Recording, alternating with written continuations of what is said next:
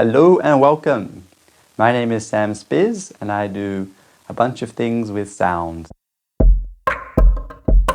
And today I thought we'd look at field recordings and how we can use them to make interesting percussive sounds.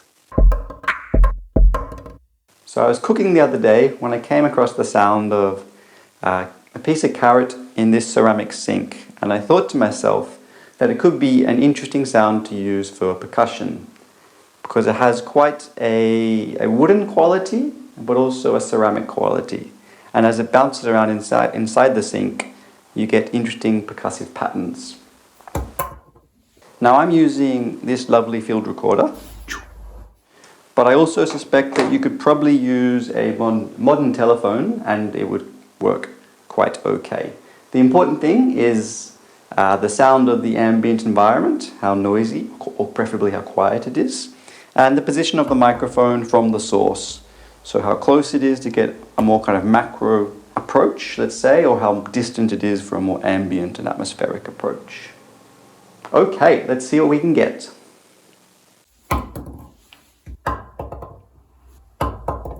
Okay, take 3. Now that we've got our field recordings, let's see what we can do with them.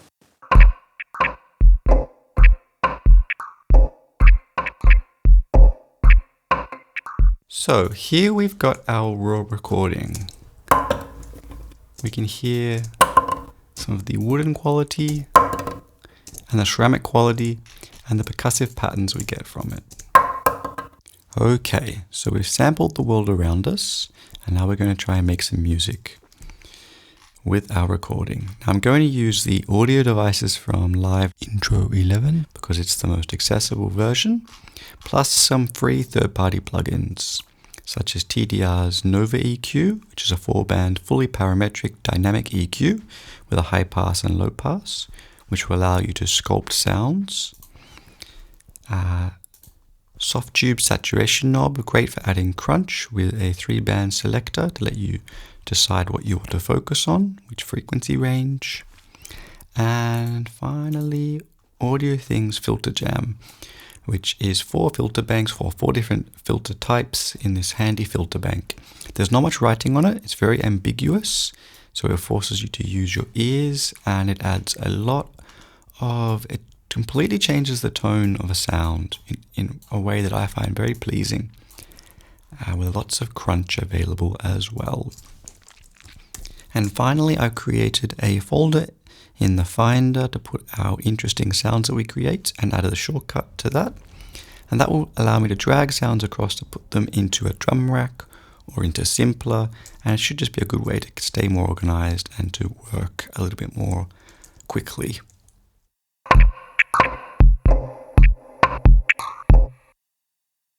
Okay, so I've gone through and selected a part of the recording that I liked the most.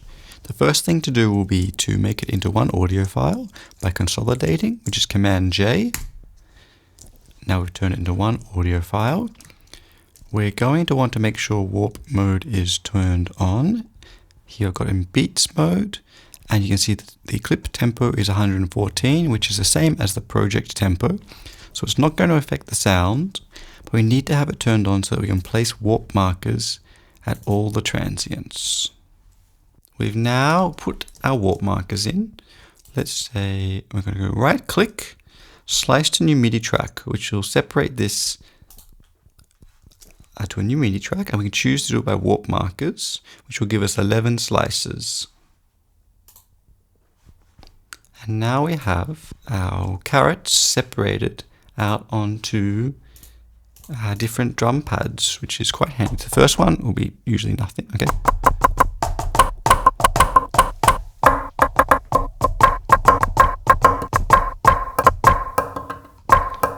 And it's already, as it is, it's an interesting sound to start with because we do have the percussive patterns as the carrots bouncing around, and we've got the ceramic quality and that wooden quality. So it's a good place to start. So let's add to that. Okay, so I wanted to give you a more step-by-step video of what I've done here, but it was just getting way too long. So instead, I'll give you a summary and you'll get all the essential information.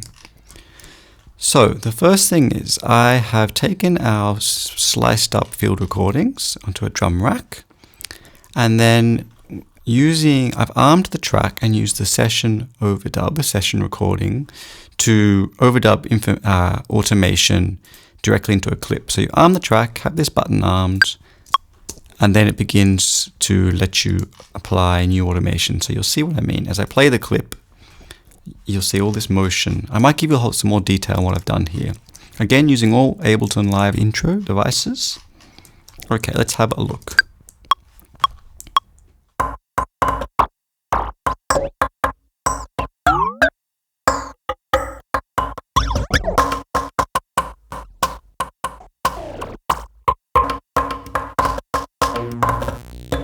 Okay, and then I took a version of that and I duplicated it and froze it, which is why it's got this blue color here, which kind of saves it in place, renders the audio. And I've duplicated that and flattened it. So to do that, you would simply right click, freeze track, and that results in this frozen blue looking track. Then I've taken that and duplicated it and flattened it. So you go right click and flatten, which will then render the audio into an audio file. So from this frozen blue into an audio file. Then I pitched it down 12 semitones, 1 octave in warp mode, in the beats warp mode, and done that again, just down 2 octaves. And then what I've done is layered those 3 and resampled the results. So layering those 3 in a group, Command G to group them. So highlight and either right click and group, or Command G. And then I've resampled that, which sounds like this.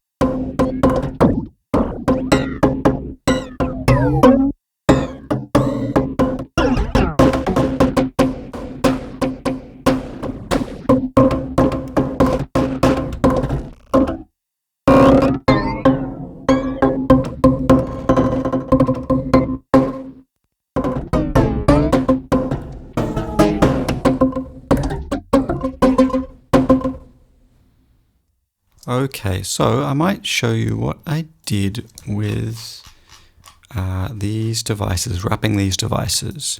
So I've taken a beat repeat, and you can do this, show you here with the saturator. And I've basically put it in an effect rack by grouping it, Command G, or right click Command G, and then clicked here on the macro knobs, and chosen map, and mapped some parameters to the various macro knobs. Now I'm doing this very randomly here. And what you can also do is if you go Command Option B, you can open up the browser here and it lets you change the minimum max values for each of these if you don't want the range to be so wide. Okay. So that is what I did there, using, I should turn that off now, using the beat repeat and the phaser flanger. And the effect of that was something which allowed me to change quickly and quite randomly, to be honest, the various values, which gave all kinds of strange results. So I'll show you what I mean.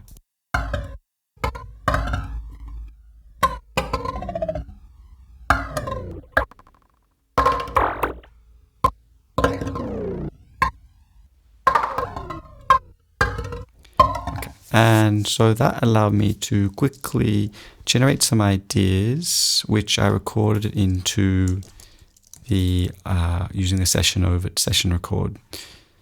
I didn't keep the effects on the whole time. I had them turned on and off sometimes, so they would just kind of kick in momentarily rather than stay on the whole time, which I think is more interesting. So I thought I would talk about the field recorder and stereo mics. So you might remember it has a stereo pair, but in this case we really only want the left side because we don't really need that kind of wide ambient recording. So I'm going to take just the left side, And then I'll also apply a gate to the recording just to try and tidy things up a bit.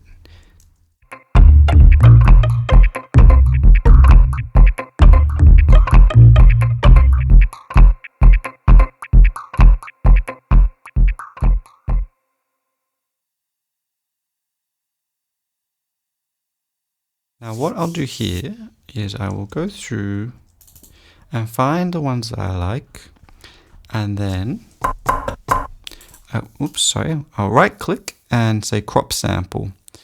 The reason I've been cropping all these samples is so that if we go right click, show in Finder, I can see all the ones I've created.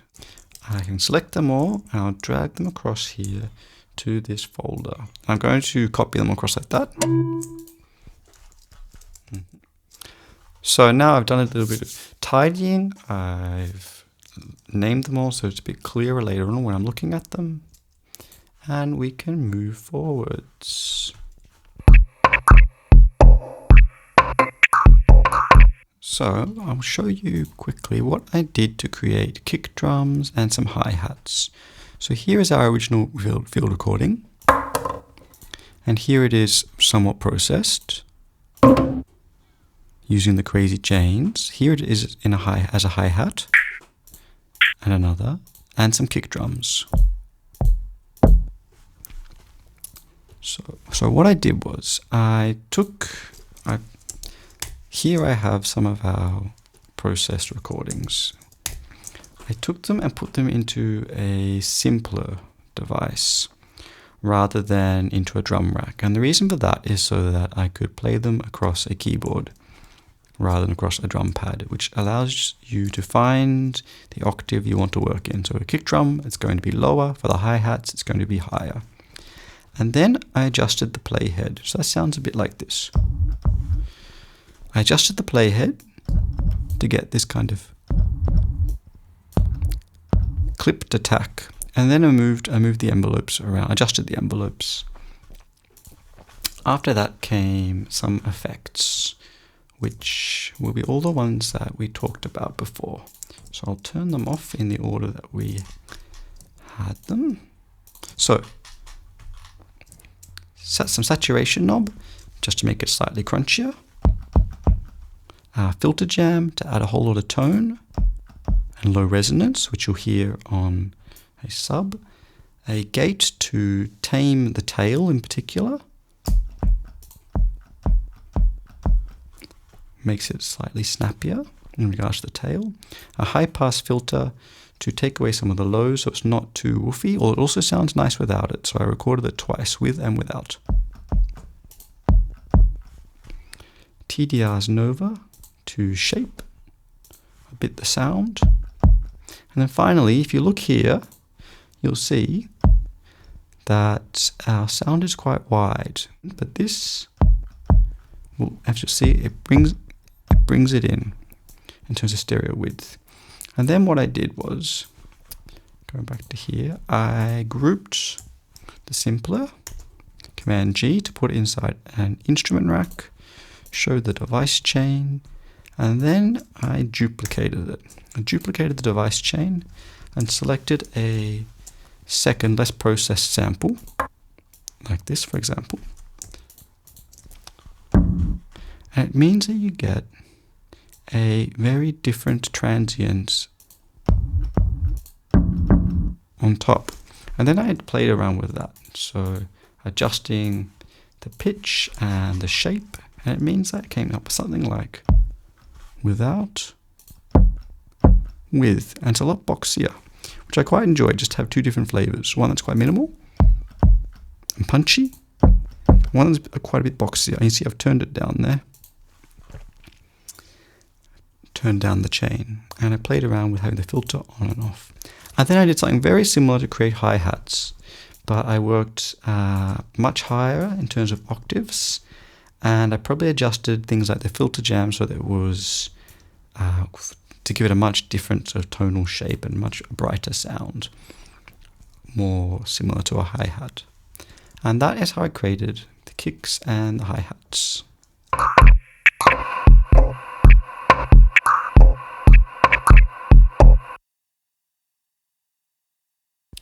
Okay, so I thought I would quickly show you what I've done to create a lead and a bass sound. In both cases, I've taken the same mangled piece of audio that we created before and placed it into simpler. So for this stab sound, which sounds a bit like that, I have got the same sound into simpler. These tough wooden Mangled recording, I've applied a little bit of filter to it. I've added some LFO just to give it some motion on the filter.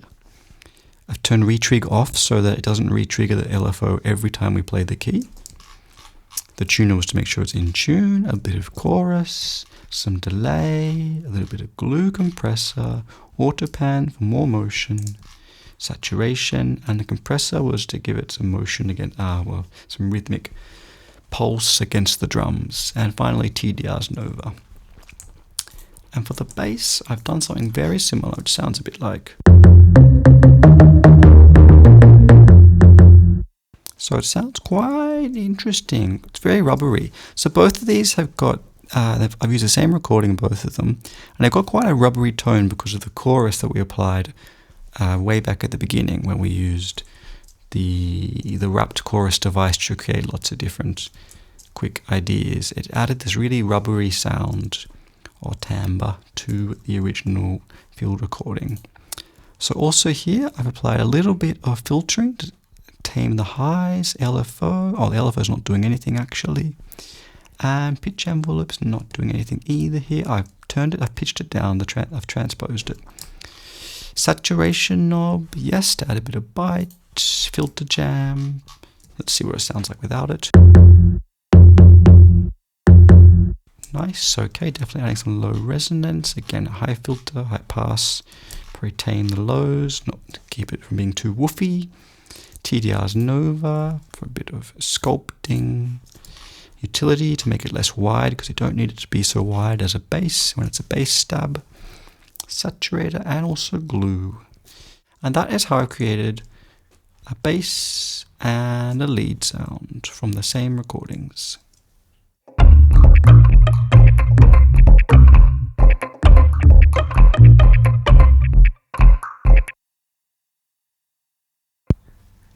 Okay, so I thought I might show you the parts in action.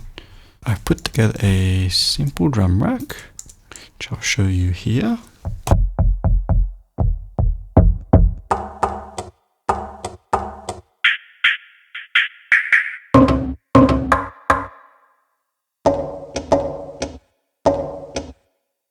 So it's compiled of a couple of different kick drums, some hi-hats, some lightly processed percussion parts, which are basically the original field recording.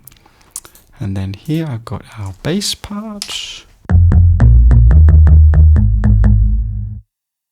And over here is the lead.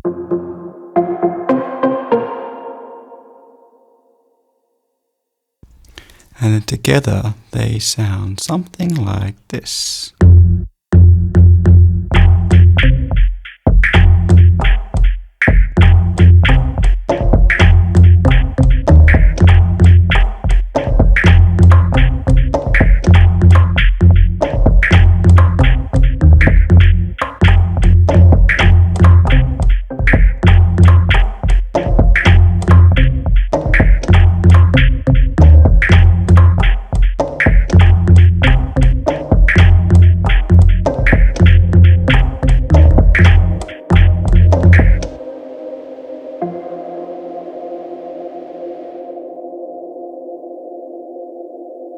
Okay, so what I've done there is I've created quite a wonky beat, which I quite like, but it won't be to everyone's taste.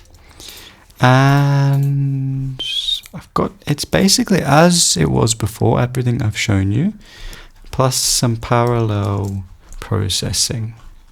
So the parallel processing, what have we got? Let's have a look. Got sending it to a bit of reverb here, a saturator and compressor, some parallel compression, in this case in expansion mode.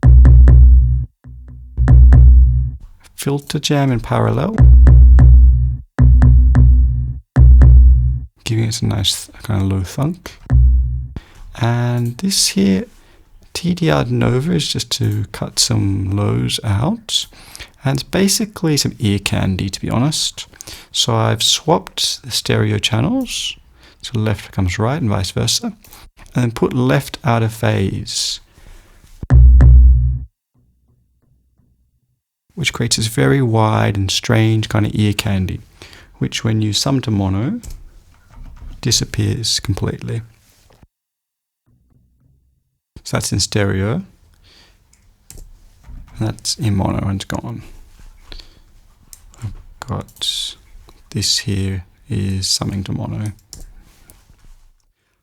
Okay, in regards to this ear candy, I would really recommend keeping it in parallel rather than using it as an insert in your device chain, because it can create problems with mono compatibility, and you should really consider mono as being the core of your music, the main center.